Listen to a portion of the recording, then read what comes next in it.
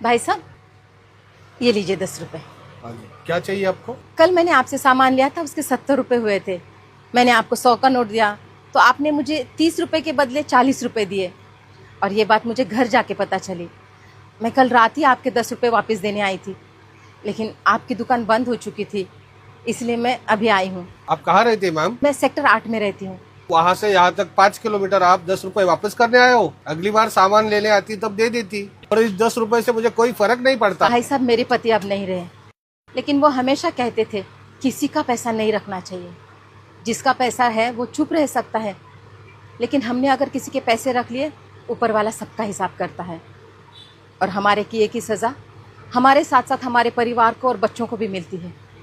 नमस्ते भैया। रमेश, दुकान पे ध्यान दे, मैं आ रहा हूँ। अरे मालिक, आओ क्या? आइए आइए आइए आइए, बैठिए बैठिए। बताइए कैसे आना हुआ आज? आपने मेरी दुकान से जो जो सामान खरीदा था उसका पैसा मुझे कल भिजवा दिया था। उसमें 300 रुपए ज्यादा थे। ये बात मुझे तुरंत समझ में आ गई थी, लेकिन लालच में मैंने वो रुपए रख लिए। अगली बार के बिल में हम एडजस्ट कर लेते थे वो 300 रुपए।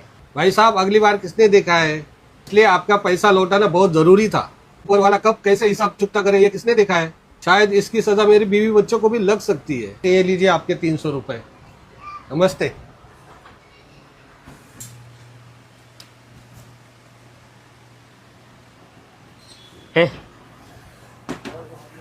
ऑफिस संभाल, मैं जरा आता हूँ।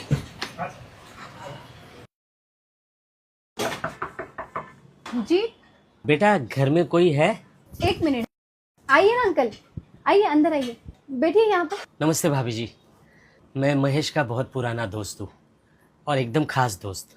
दरअसल महेश पिछले कुछ सालों से मेरे पास पैसे जमा कर रहा था, लेकिन बीच में ही महेश हम सबको छोड़कर चला गया। महेश ने 13 लाख रुपए जमा किए थे मेरे पास।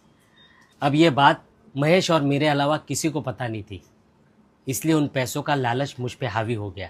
लेकिन आज एक दोस्त की वजह से मेरे ज़मीर ने मुझे पूरी तरह से झंझोड़ा, और फिर मुझे लगा कि अगर मैं किसी का पैसा खाऊं तो उसकी हाय मेरे बच्चों को लग सकती है, मेरे परिवार को लग सकती है। शायद महेश भी हमेशा यही कहता था। भाभी जी, ये लीजिए आपके 13 लाख रुपए। इस दिवाली आप भी किसी की अंधेरी जिंदगी में उम्मीद का एक दिया जलाए। हैप्पी दिवाली।